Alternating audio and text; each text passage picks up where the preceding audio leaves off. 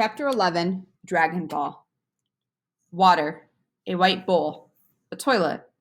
His head is in a toilet. He heaves, but nothing comes. His chest aches, his throat burns. His mother rubs his back, whispers. He heaves again, and again, and again. Nothing comes. There's nothing left. You'll catch your death, all of you. Mark my words, Nanny May scolded. Alex woke from his reverie. He'd been daydreaming again.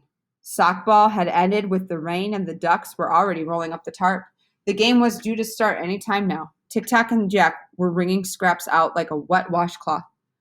The nanny was blow-drying everyone's wet jerseys with a hairdryer plugged in somewhere deep inside one of her pockets.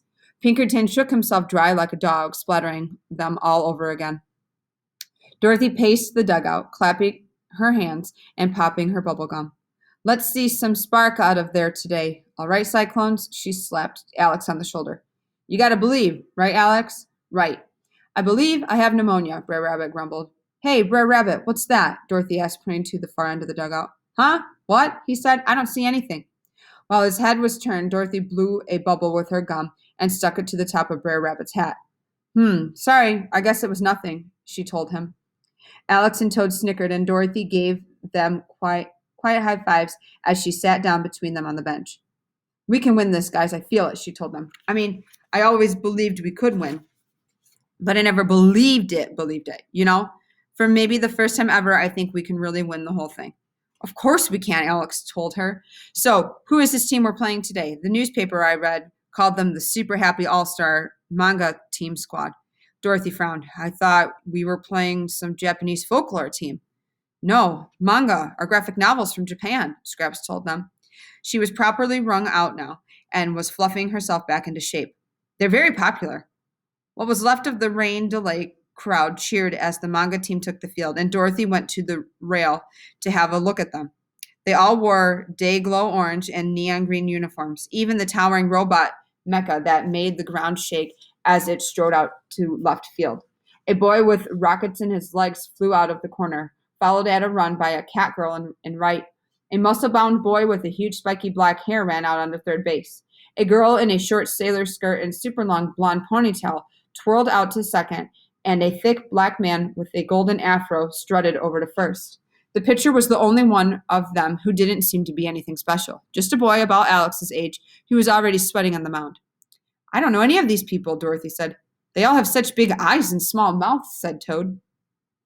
Pinkerton was the first to bat, and he dropped a slick bunt down the third base line past the pitcher. It looked like he might beat it out, but the third baseman moved with superhuman speed, scooped the ball, then put his wrists together and fired the ball across the diamond in a blaze of blue energy. Pinkerton was out by 6 wing beats. Toad came up next and managed a little blooper over the scrawny boy at shortstop. Whoa, the newfangled manga followers have nothing on the classics, he cried, jogging down to first. Nothing, he began, then stopped and stared as the shortstop stretched like rubber to go up and catch a ball no one else could have gotten. Beats the original model, Toad finished, sulking back to the dugout. This is why we lose, Dorothy whispered. They're the future. We can't be the future. No, come on, Alex said. Sure, they can stretch and shoot energy balls and fly and who knows what else. But it's still baseball, and we know baseball, right? Dorothy stared at the manga characters on the field like she hadn't even heard him. Dorothy, you gotta believe, remember? She left the dugout without answering him, standing in the batter's box, brought her back to life a little, and she hitched her bat and stared down the pitcher. She took him to a full count, then slapped a hit over the head of the sailor girl at second. That's the way, Kansas, Alex called. He grabbed his bat and jogged out onto the field. All right, time to show these guys who's boss. Dorothy nodded and took a lead off first. If Alex could get a hit, even drive her in, he could make her believe again. The pitcher wasn't ready, though. He picked the ball out of his glove with his thumb and forefinger and held it away from him. What he had wasn't a baseball. It was a tangle of hair that looked like a dead rat. What is this? The pitcher asked. Is that what I threw back? The big first baseman asked. Wait, that's not a ball. It's a hairball. He put his hand into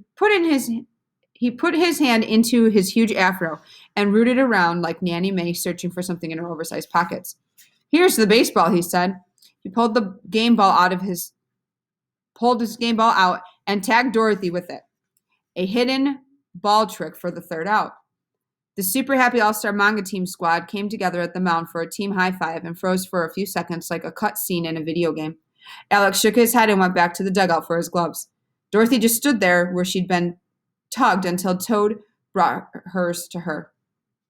Dorothy, you gotta shut them down, Alex told her. They just got lucky that inning. We're good. We can beat these guys. But Dorothy was gone, lost somewhere in her own head.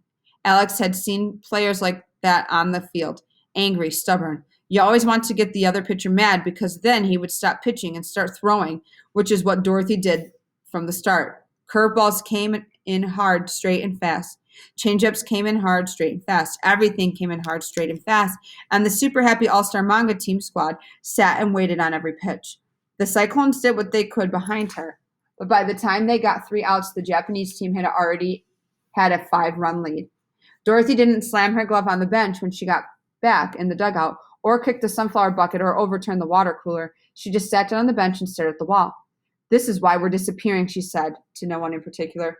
There are so many new characters, so many new stories, so much new stuff to read. They're just going to forget us. All those kids out there. Soon this is all that'll be left. These, manga, and the new characters that's being written right now. Or that are being written right now. There's just too many of them. A pall fell over the Cyclones. Alex could see it in the way the others sat quietly on the bench, lost in their own thoughts. No one was chatting. No one was popping bubble gum bubbles. No one was having fun anymore. The Cyclones were packing it in, just like the first time they'd played this team. Except Alex was here now. The one thing that was different, and Alex was going to make sure that that one thing changed history. Alex walked to the plate again, and this time with no one on the base to drive it in. Well, he'd just have to do what he could. He called timeout and studied the field. The left side of the infield was formidable, he knew. A supercharged third baseman and an elastic boy at short. The girl at second hadn't been tested, but the first baseman was tricky. He'd proven that much.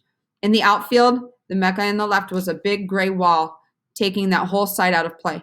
Alex wasn't too excited about the boy with the rocket boots in the center either. If the left center part of the field was off limits, then he'd have to hit everything to the right. Pretty tough for a right-handed pull hitter, but he was the Cyclones' only hope. Alex tapped his cleats with the bat and stepped in to hit. Right field, he told himself. Right field, right field, right field. A juicy fastball came in over the outside of the plate, and Alex took it high and deep to right. The girl with the cat tail and cat ears went back for it, but it didn't look like she could fly or jump any higher than a regular person. She was never going to get it. The rocket boy in center blasted off and zoomed over, but the ball sliced away from him, tucking just around the right field of the foul pole. Home run!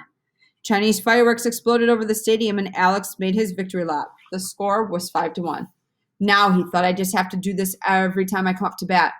But Dorothy kept throwing the ball up there, and the Super Happy All-Star Manga Team squad kept hitting it.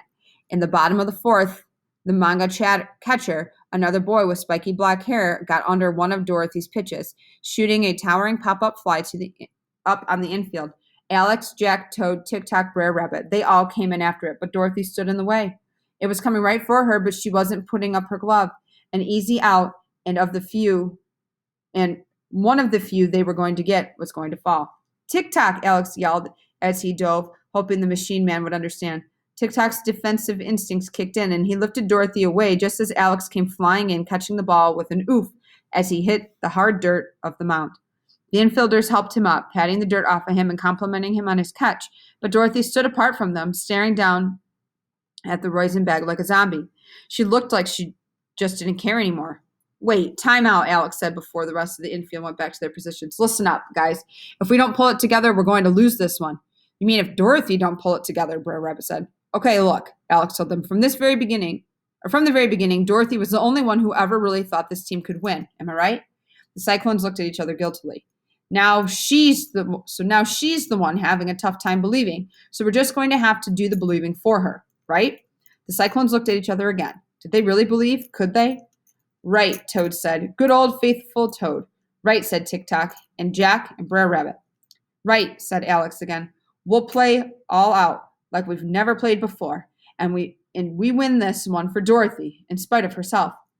And play out and play all out they did. Dorothy kept throwing batting practice, but behind her, the Cyclones turned in some of the most sterling defensive plays the tournament had ever seen. Brer Rabbit snared a blast down the line that dragged him halfway into the left field with it, but hung on for the out. Toad matched the rubber boy on the manga team catch for catch, snapping up the highest of them with his tongue like he was catching flies. Even the normally woeful Jack lifted his game, threading the ball right through the enormous legs of the charging mecha robot to finish off a spectacular double play. Offensively, though, it was Alex who carried the Cyclones on his shoulders. Whenever anyone got ahead of him, all they had to do was hug the bases and wait for him to drive them in.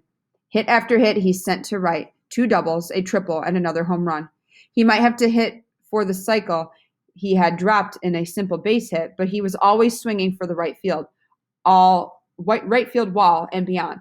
When they put the Rocket Boy in right to foil him, he just hit the ball to deep center. He was unbelievable. What Alex didn't stop to think about, of course, at least not until long after he and the Cyclones had won the ball game, was rewritten history, was what it meant to be unbelievable.